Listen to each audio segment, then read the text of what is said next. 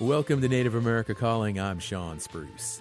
A unique collection of women is making a name for itself in the fast-paced and full-contact sport of roller derby. Indigenous Rising takes players from dozens of tribes who regularly play in the rowdy local roller derby world. A documentary film features the team's journey and the pride and camaraderie that women develop as they compete on the international level. We'll hear more about roller derby right after the news.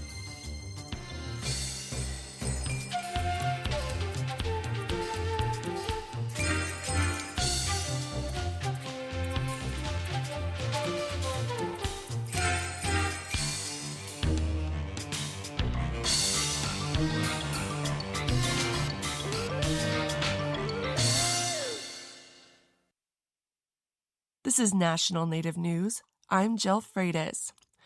Earlier this month, the FBI announced it's again putting extra agents in the field to address a backlog of cold cases on tribal lands. As KJZZ's Gabriel Pietrasio reports, this effort is part of a years-long joint initiative with the Bureau of Indian Affairs.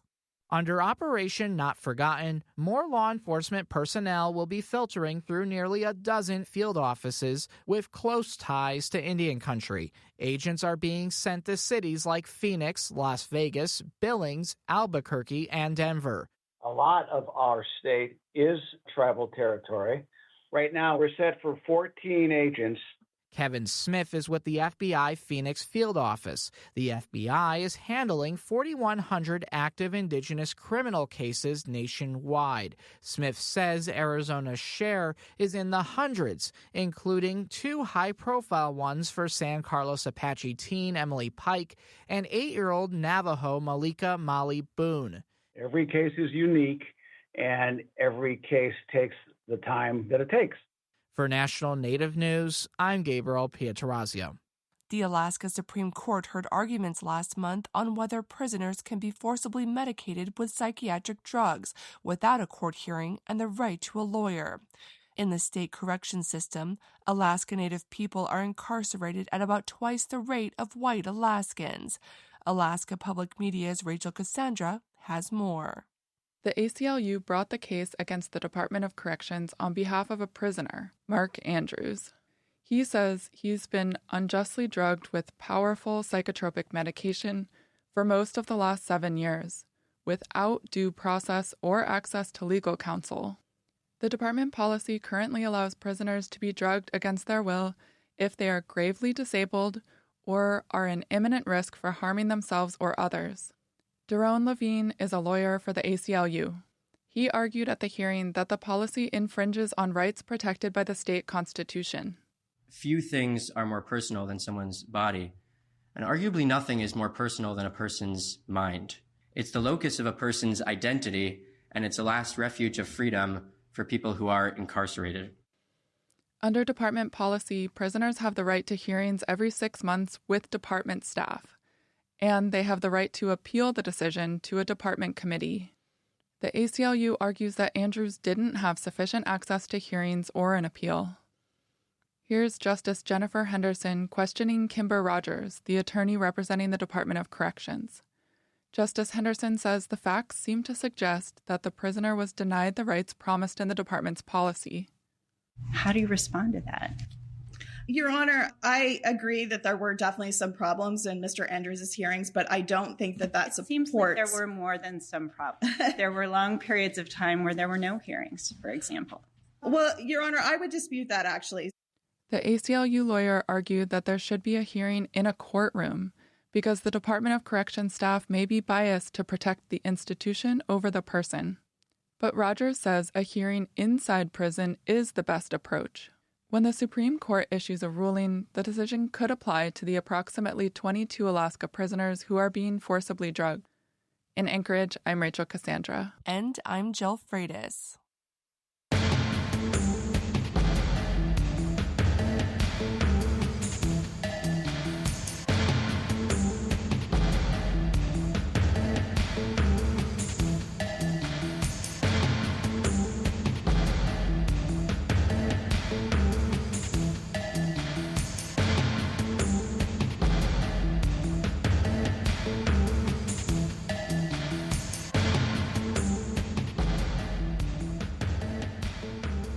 National Native News is produced by Koahnic Broadcast Corporation with funding by the Corporation for Public Broadcasting.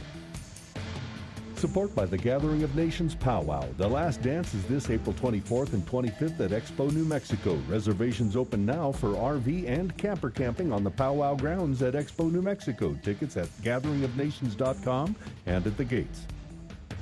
Support from Rodale, publisher of A Feather and a Fork, 125 intertribal dishes from an indigenous food warrior by Crystal Wapipa with Amy Page Condon, and a foreword by Tommy Orange is now available for purchase wherever books are sold.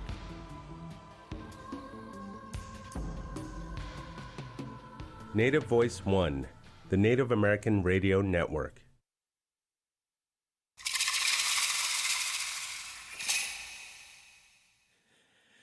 This is Native America Calling. I'm Sean Spruce. Roller derby is an intense, full-contact sport. It looks like a mosh pit on skates, but it also takes strategy and athleticism to come out on top of a 2-hour bout. Local amateur teams are usually self-supported, so they draw a dedicated roster of players who sacrifice their own time and money. They also put their bodies on the line, collecting bruises, broken bones, and other injuries. One team, Indigenous Rising Roller Derby, is among those that compete on the international level. It is the only all-Indigenous team made up of all-star skaters from amateur teams across the continent. In addition to winning games, their goal is to increase Native representation for fans and other competitors. They're featured in a new documentary film, Rising Through the Fray. We'll talk with Indigenous Roller Derby skaters today and the documentary's writer and director. And, of course, as always, listeners, you can join the conversation. Call us at 1-800-996-2848. That number is also 1-800-99-NATIVE. Let's now meet today's guests. Joining us first from Riverside, California is Christina Crispy Glass. She's a coach and manager for Indigenous Rising Roller Derby, and she's a citizen of the Cherokee Nation.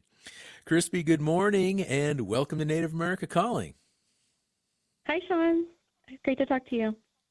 Great to have you on the show.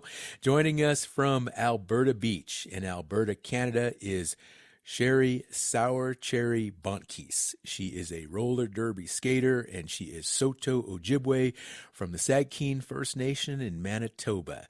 Cherry, hello, and welcome to Native America Calling to you, too. Good morning. Thank you for having us on. Absolutely.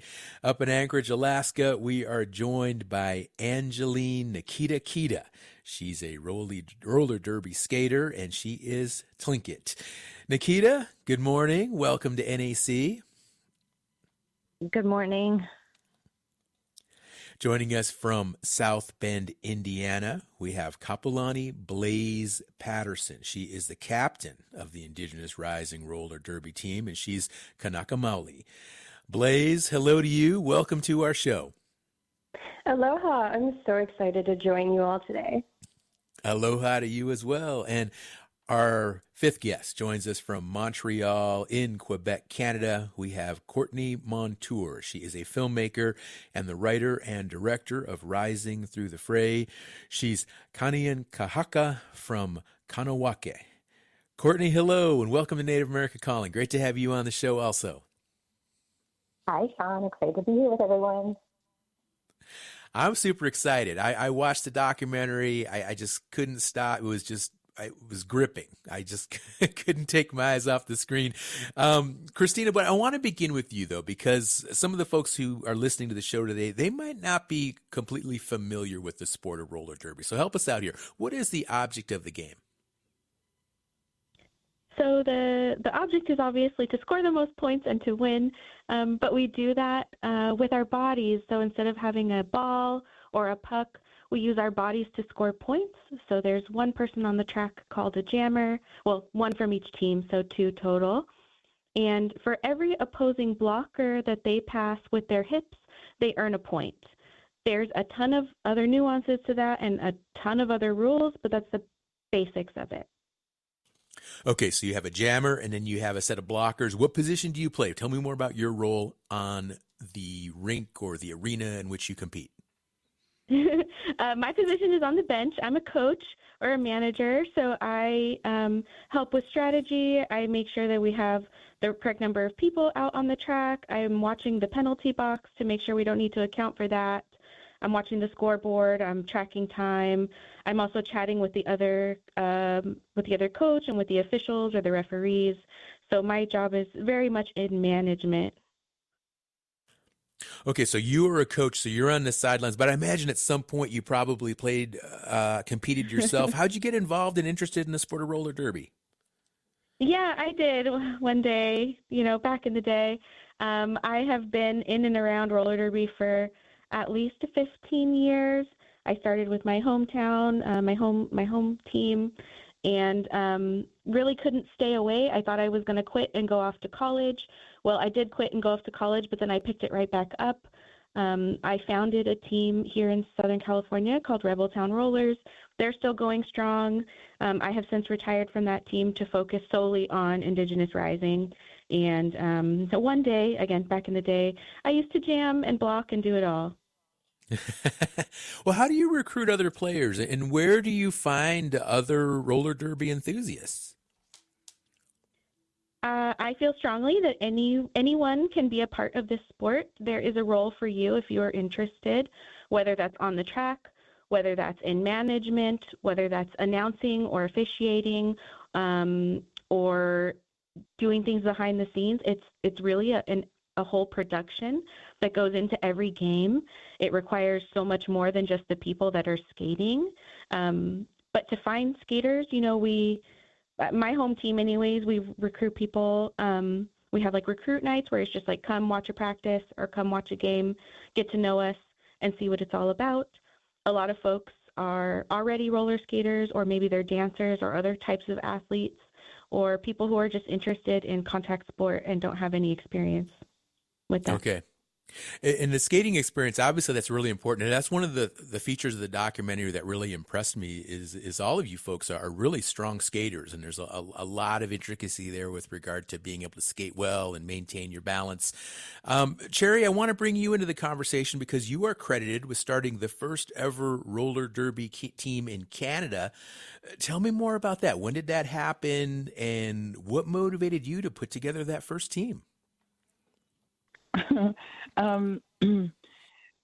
I grew up watching roller derby, like the old school bank track roller derby stuff, like back in the 80s. So I'm a little older than a few of the ladies here, but it was one of those nostalgic things that a friend and I were chatting about. And so I opted to just look into it. And a couple years later, I started the league here in Edmonton, Alberta, and we just I found some people that wanted to skate, and I drove a cab for a year to pay for the rink, and we just kind of put things together, and that was about 21 years ago. So 20 years. In late 2004, I started that up, and in early 2005, that's when the league was founded. Okay. Cherry, did I just hear you refer to the old track as a spank track? Is that what you called it? Bank track. Okay, my bad. Okay, I get it. Yeah, because I remember I remember as a kid watching roller derby. Yeah, and there was the bank, but now it's a flat track, right? It's evolved. Yeah, absolutely. It's one of those things that you can take anywhere, and we just mark out the track and lay it down, and hey, then you got a game.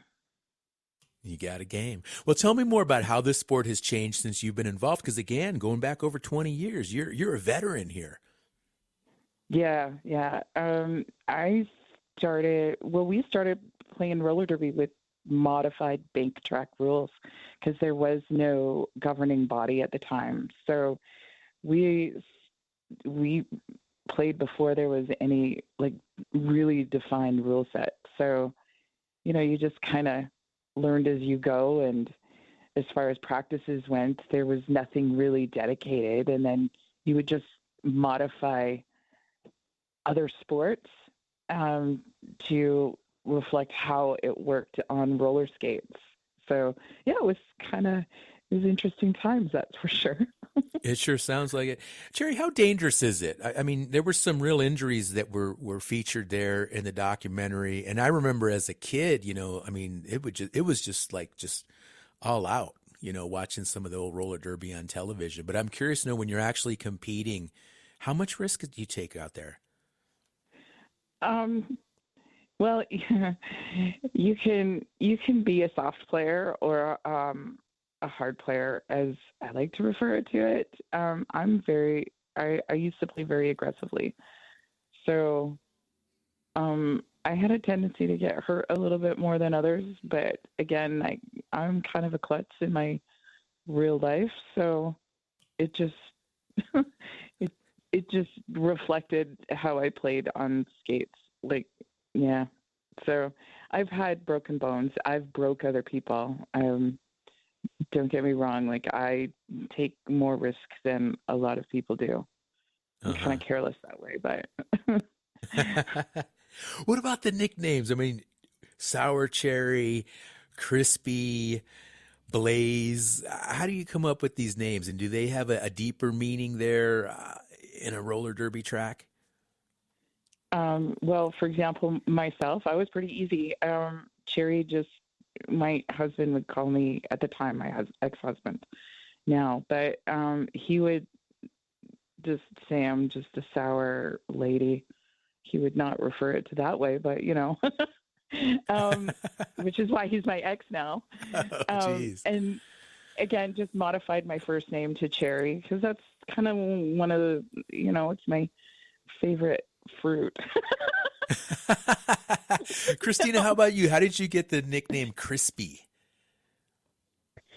Well, it was a nickname that has been with me for a long time. I got it in high school. My name's Christina. I always went by Chris or Chrissy growing up. And one day somebody slipped and said Crispy. And then it was like, oh, well, you're Crispy forever now. And one of those friends in that friend group invited me to my first practice. And when I got there, she introduced me on my first day. It was like, oh, this is Crispy. She already has a name. Call her Crispy. So it was really kind of dawned upon me in a very organic way. But I think a lot of people will find that they end up with a nickname, or maybe they really intentionally choose one, or they do something silly and then they're kind of stuck with it. All right. Okay. We're going to take a short break. We're going to come back and we're going to talk a lot more roller derby.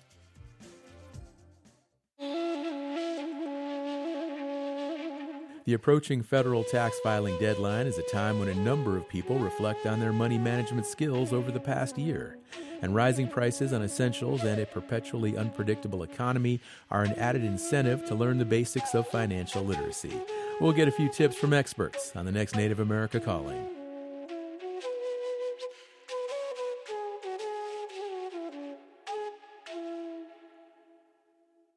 Who protects Indian country? Amerind does.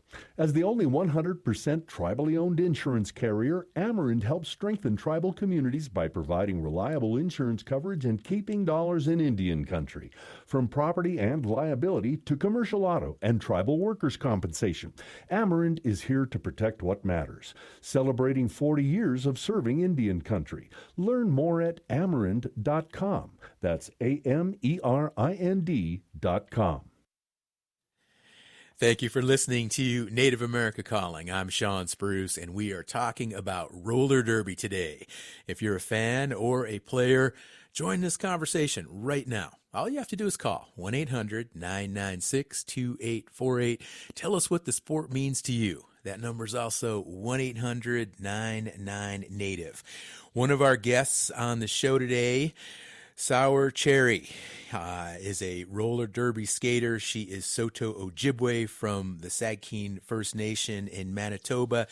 And Cherry, I want to ask you about the Roller Derby World Cup, because Indigenous Rising made it to that big championship. And tell me more about that experience and what your team offered that the Canadian national team didn't offer. Well, I went to the one in 2018 in Manchester. I wasn't able to make this last one due to my injury or my surgery. So I was on the original team, and that what meant like more to me than anything. It was a point in my life where I was struggling with my own identity, and when that came up, it was I can't even describe the feelings. It was very overwhelming.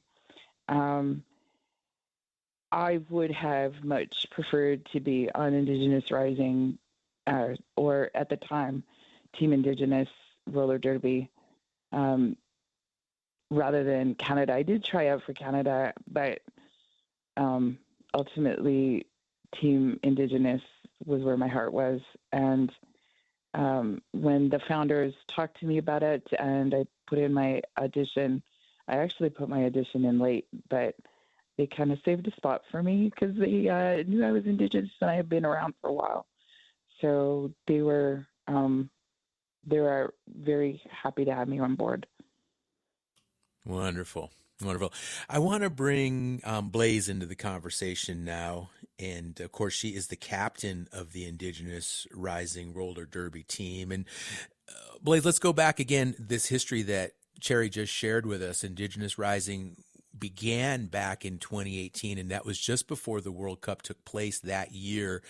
And the team made waves as the sport's first borderless team to enter the tournament, which means it didn't actually represent a specific country. How was that received by other players and the sports organizers at the time? Ooh, that's such an interesting question because we are always the fan favorites. Every tournament we go to, we collect fans. And a lot of that is because our story resonates with people. I feel like we've had a lot of support since entering competitive play. Well, tell me more about what it is with your story that resonates so much with fans. Yeah, I think because our journeys are so intertwined with the history of the United States and Canada, right? We give a different perspective, a more humanizing perspective of our cultures. Each tournament we go to, we make a point to educate folks and just kind of bring awareness to, struggles that Indigenous communities are facing. And I think that awareness just brings people's hearts. I don't know how else to say it. Yeah. Well, tell me more about the fans. What kind of spectators are drawn to roller derby? Oh, that's interesting. Okay, so roller derby really has grassroots where it is all put on by skaters and volunteers. And so we are very much community-based. We go into our communities and, recruit and just talk about our sports. So you have people who are diehard sports fans, but then you also have people who are like, wow, what is this really weird roller skating sport? And they kind of come for the spectacle of it. And then because we are such a grassroots, very inclusive sport, we have a lot of queer fans that come out because it is such a safe space. That's really cool. And then overall right now, the appeal of roller, is it a sport that's growing or is it at least maintaining numbers, or how does it compare even to roller derby back in the 1970s and the 1980s in terms of the number of people that support the sport and the athletes too, the numbers that compete? Oh, yes, the sport is actually huge. So WFTDA, which is Women's Flat Track Roller Derby Association, that's our governing body. So it's like the NFL. They have over 450 leagues worldwide. So the sport is massive. You can catch us we've been on ESPN3. We have bouts on the Whoopi Goldberg Women's Only Sports Network. So we are very much more mainstream now. You'll find us at, one of my teammates recently was like, I found roller derby through a CSI episode, yeah. Some people are like, I watched Whip It. There's all these cultural references that just kind of bring people in. Now, do you meet a lot of other Indigenous players independently of Indigenous Rising? Oh, absolutely. Right. So while we are Indigenous skaters, we are small, but we are mighty. So if I'm traveling to a tournament like in a different state, and if there's one Native skater in the stands, they will find me. And they will absolutely come talk about our experiences in Derby and how they can grow. And it's very connecting.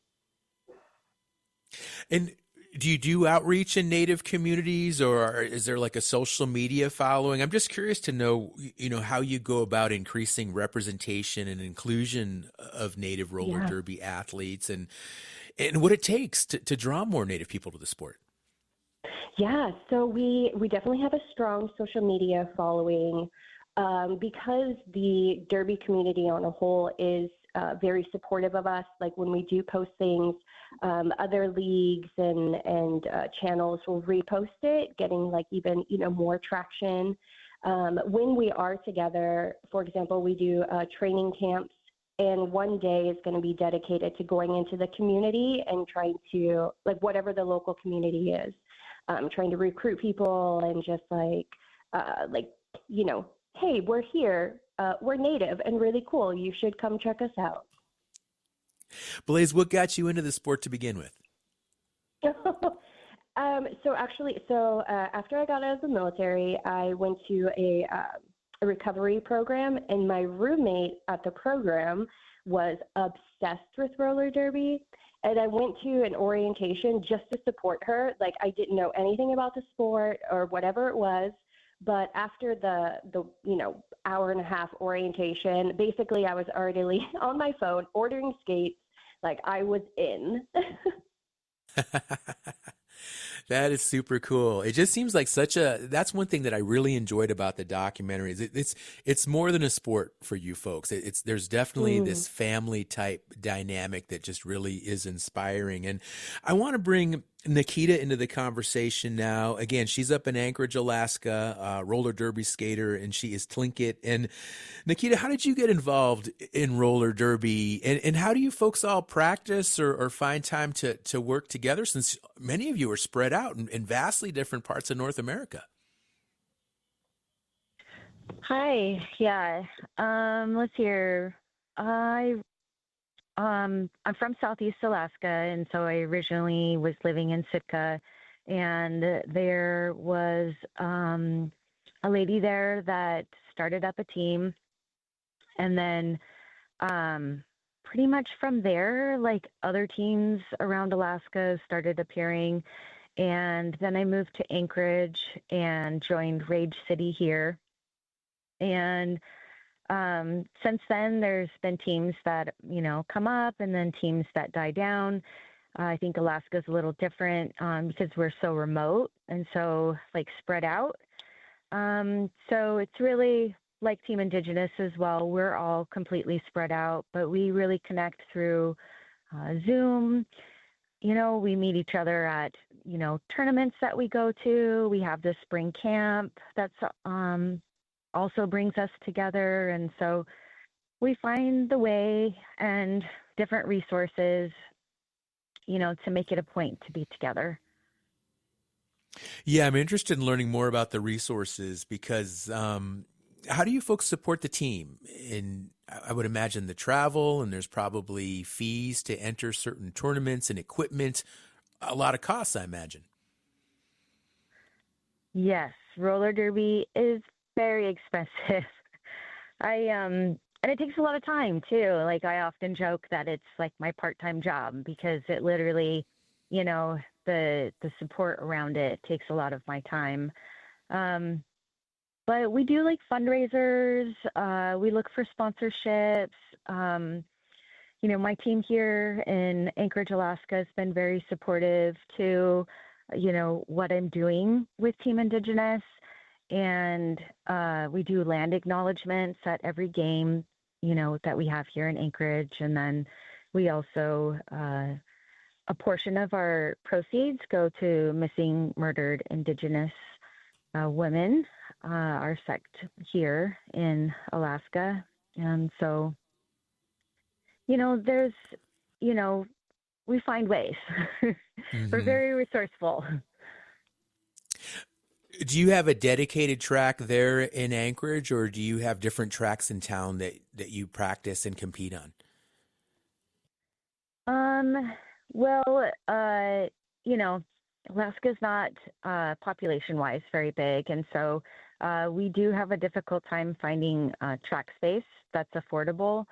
So right now we mainly have a gym that we go to, but then we've also been finding other gyms that are a little bit more affordable that will allow us to lay down a track. And when I say that, I mean it's taped out, Mm-hmm. Nikita, what position do you play? I'm a jammer, so I'm responsible for making points. And what's it like? The jammer, they score the points. What's a typical score in a roller derby competition? About how many points ideally do you need to win, or what's a close score, or what's a blowout? I'm just interested in learning more about the scoring. Yeah, so as Crispy said earlier, we use our bodies to score the points, and so the first jammer that makes it out is the one that can control the jam, and the jam is can be up to 2 minutes long. And there is a strategy to that in the sense where I can call off the jam and prevent the opposing jammer from making any points, or I can also run the clock. It's all about who's jamming and who my blockers are as well. So if they can contain the opposing jammer and I can keep running the track and getting past the opposing blockers and keep scoring points, I can score anywhere from 2, 1 point, all the way up to, I don't know, I think the most I've ever scored in one jam was 30, Wow. And yeah, that's a lot of times around the track, but so it all depends on what team you're playing and the strategy that goes with it, so close games can be up to 24 points, 21 points, so because you can definitely score a lot, during that 2 minute time period.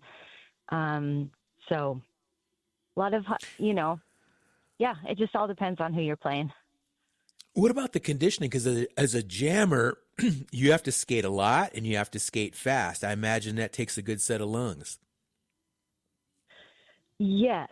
And it also takes a lot of muscle, and going back to my reference to my part-time job, not only do I have practice, 3 times a week, 1.5 to 2 hours, I also train with a personal trainer at least up to 2 hours a week. I also swim to keep up my cardio.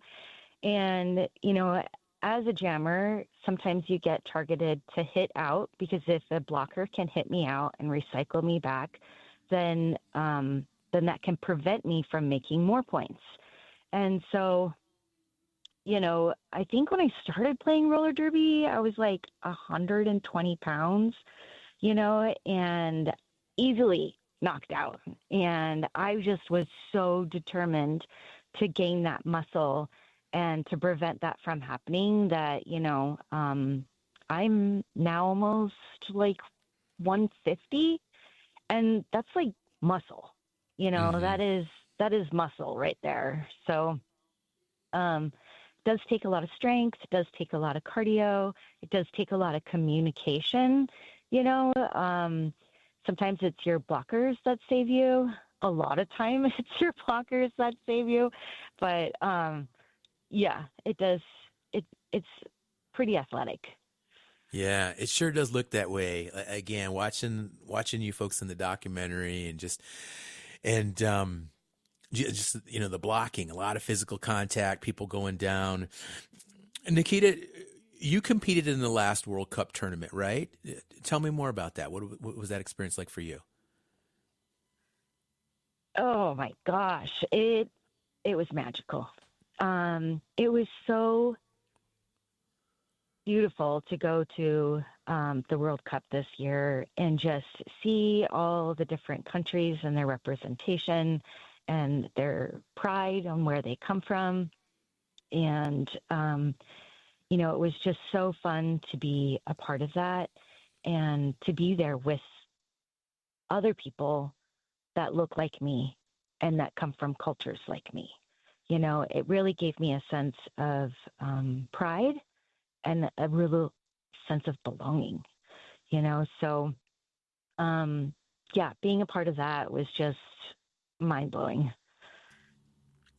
Sure sounds like it.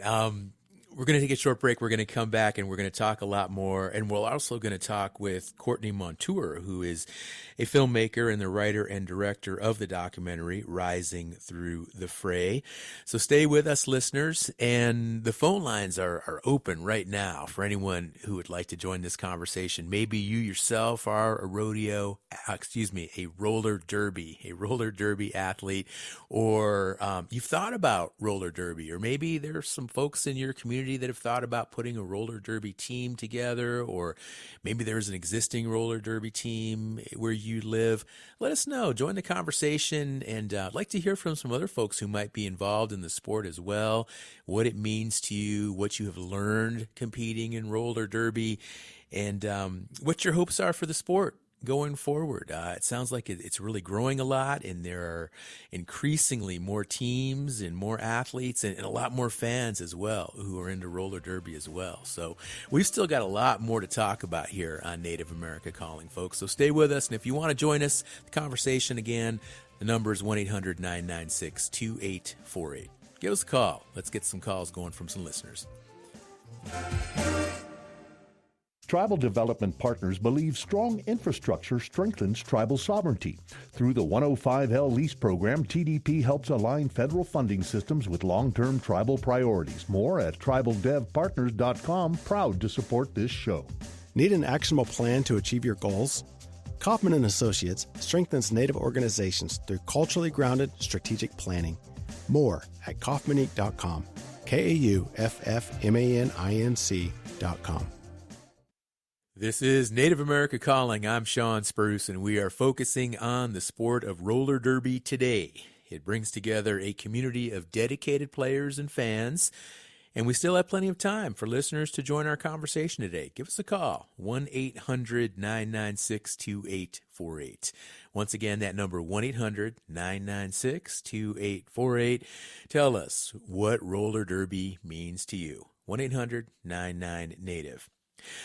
Let's now talk with Courtney Montour, who joins us from Montreal in Quebec, Canada, filmmaker, writer, and director of Rising Through the Fray.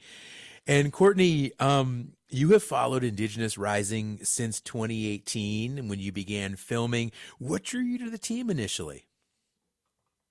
Yeah, I absolutely love roller derby. We're really fortunate in the Montreal area. I'm from Ganawage, which is just outside of Montreal. So we have a great roller derby community here, and being able to watch it over many years and seeing this, again, amazing grassroots community and vibe and that competitive full contact sport, led by women, it was just so empowering. And then at the end of 2017, in the Ganawage newspaper, I read that the team was being put together, Indigenous Rising, for the first time we're coming together for the 2018 World Cup in Manchester. And for me, that blew my mind. There's going to be a team of Indigenous women from around the globe at that time coming together. It was historic. And again, more people needed to know about this team. So that's how the journey started. And it's just so exciting. Indigenous Rising is completely groundbreaking in doing this and gathering these nations together. Currently, there's over 30 nations on the team. Mm-hmm. Now, one of the really cool features, of course, of the film is that you really focus on the personal stories of the athletes and the guests we have on the show today, as well as some of the other team members. And there's a big focus on this fight for inclusion and representation. What are some other really important topics that came from the team and the whole sport that you wanted to feature in the film? Yeah, I mean, for me, it was so important to show the space that Indigenous Rising is making and the importance of representation, to be seen, to be loved, to be heard. That goes beyond roller derby. And I think that's why Rising to the Fray is also resonating with audiences, is that no matter where people come from, what backgrounds, they can see themselves represented in Indigenous Rising, and that need to be seen. Like they're transforming that space by coming together as a team, and they're creating that sense of pride and supporting each other on. Some of the players are on journeys of reconnecting with their identity and culture and community. And that's really the stories that I focused on in the film with Hawaiian Blaze, Sour Cherry, and Crispy. I think that's so important to understand for people who don't come from Indigenous communities, to understand the different systemic barriers and histories that created these separations, and that people are trying to find a way back to community, and Indigenous Rising is creating that space. Now, of course, the MMIW piece is featured pretty predominantly in the film. And what really moved me about that is here you have these athletes and they're advocating for that issue. And at the same time, they're competing. And it was really such a display of empowerment and strength that here are these Native athletes, and they're out there and they're doing roller derby and they're getting physical, but yet it's all about pride and awareness. But at the heart of it, there's still that mission and that drive, to support other Native women who might be going through other issues. Did that just all kind of come together, or did you know going into it that was also going to be a big part of the film? Yes, well, Indigenous Rising, that's always been on their platform, supporting and raising awareness of missing and murdered Indigenous women and girls. So, of course, that was going to be a natural thing that comes out, because it's something they support and talk about within their games, and it actually ends up becoming a storyline in the film through Hawaiian Blaze's artwork as well. And that's the beauty of the team, that they are there to bring awareness to our cultures and the issues impacting our communities. Mm-hmm. Cherry, I want to go back to you, because at one point in the film, you talk about, your family history with residential schools.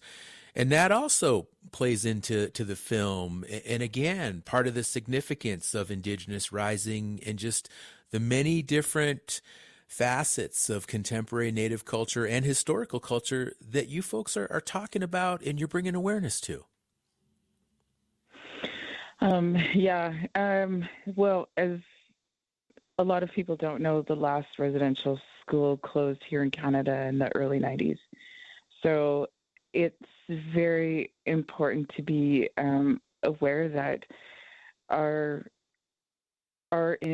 history, our Indigenous history is insane. They didn't teach a lot of stuff to the kids back then, because it was a hidden part of our history. It was a scary part of our history that a lot of people didn't want to talk about. And for me, being a 60s scoop kid, I had no idea about where I came from, who I was, what my identity was. I was always told I was Indigenous or Native or Indian or whatever you want to call it, the politically correct version of it. But my parents didn't know.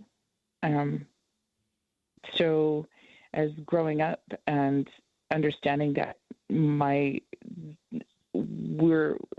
sister and I have a twin sister, and we are directly related to the abuse and the horrible history of residential schools, we're a prodigy of that. And to understand that and to know that and understand it are two completely different things. And once we understood it, it was hard hitting.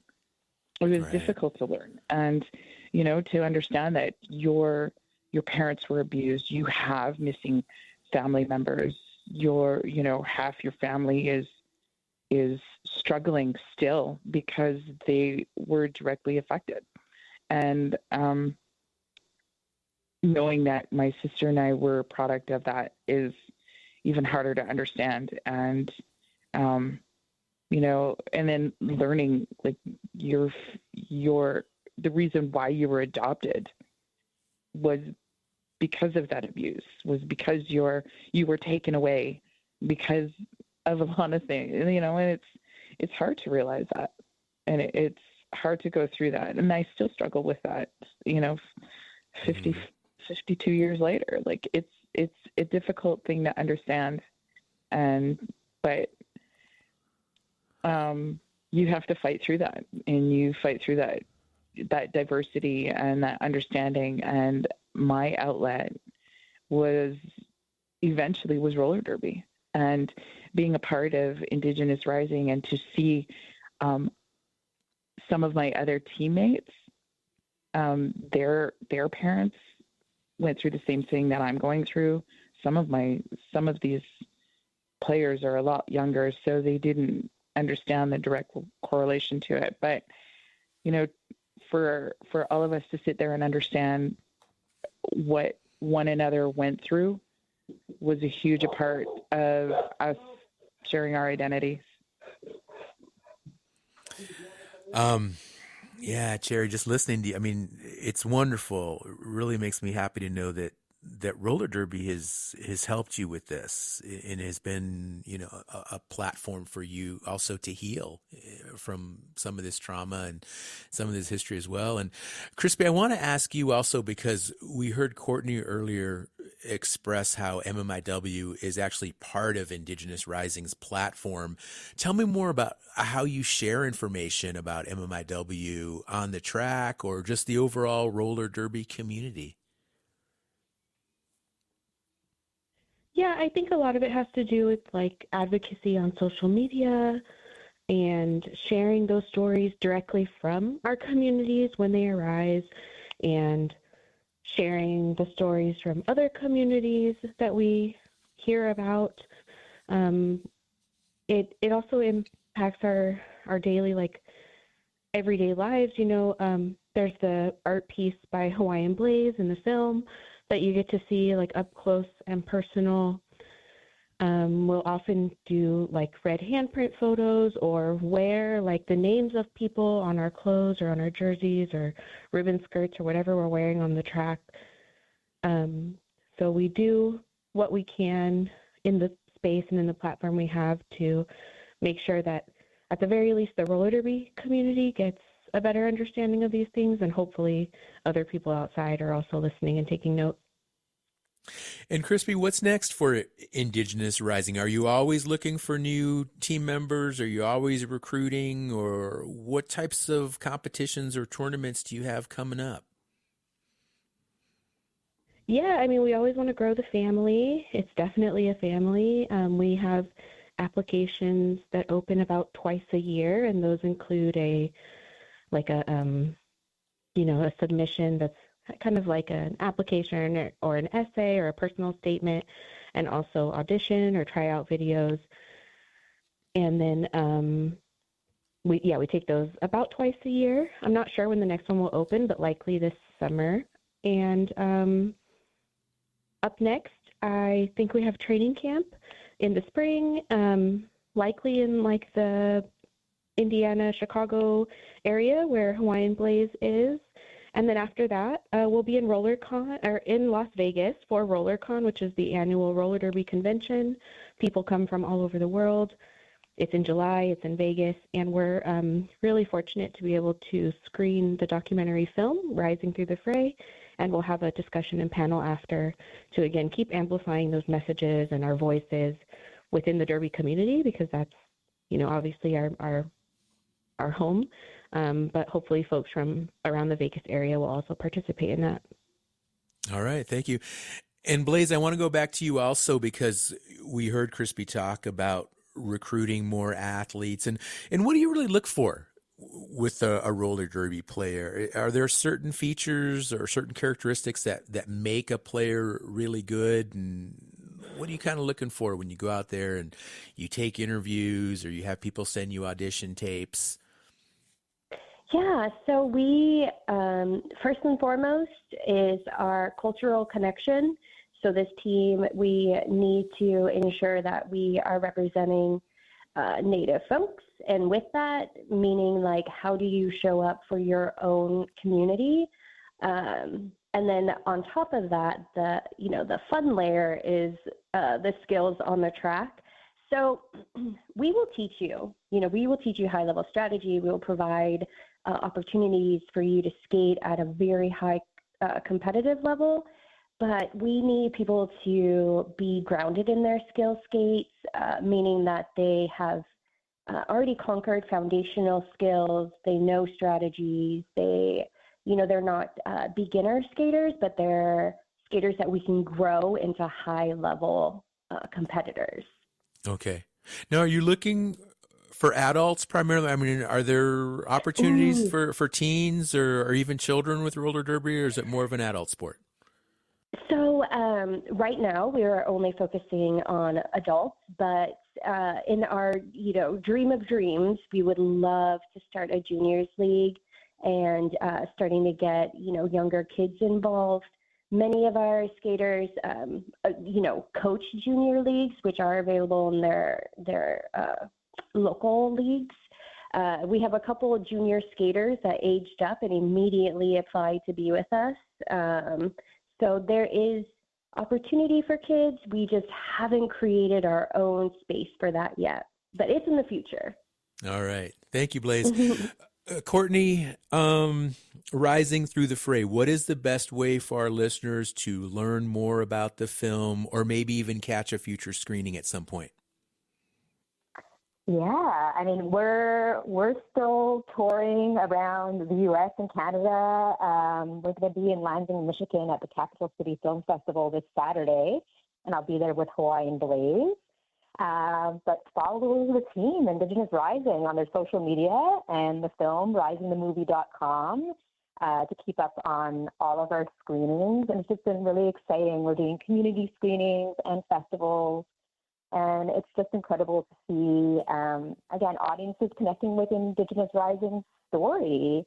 And like we were just speaking with Hawaiian Blaze about juniors, like now that's a thing. There's junior roller derby players, so they can, they get to see that this is a possibility. They can join teams like Indigenous Rising now.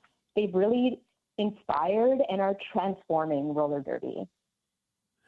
And for the people who come and watch the film, what kind of feedback are you getting specifically? What do they like most about the movie? It's such a mix. We get such a diverse audience. There's always some roller derby players, who come out to see it. And then people from all walks of life who, again, are connecting to the really emotional stories of seeing themselves reflected in Indigenous Rising, in Hawaiian Blaze, and Sour Cherry, and Crispy.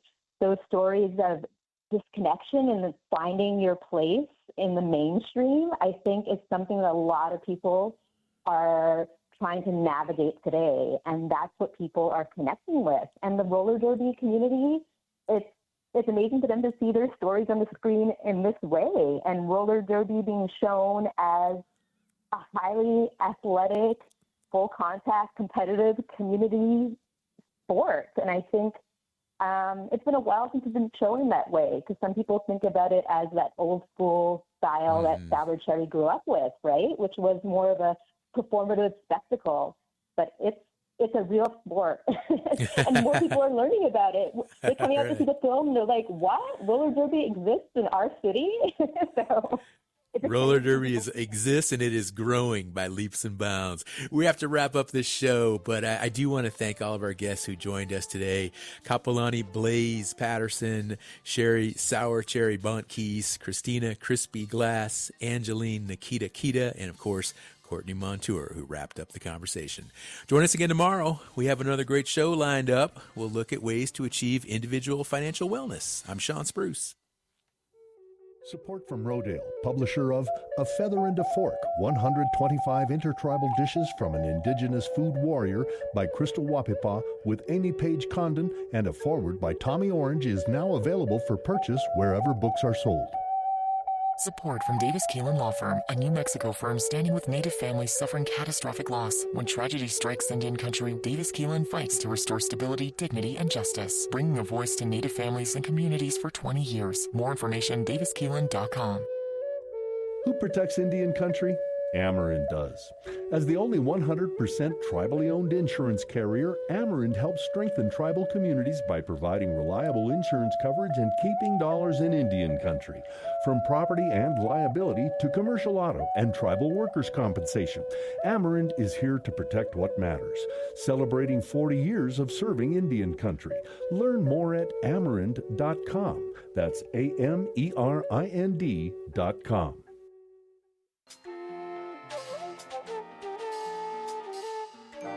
Native America Calling is produced in the Annenberg National Native Voice Studios in Albuquerque, New Mexico by Koahnic Broadcast Corporation, a Native nonprofit media organization. Funding is provided by the Corporation for Public Broadcasting with support from the Public Radio Satellite Service. Music is by Brent Michael Davids. Native Voice One, the Native American Radio Network.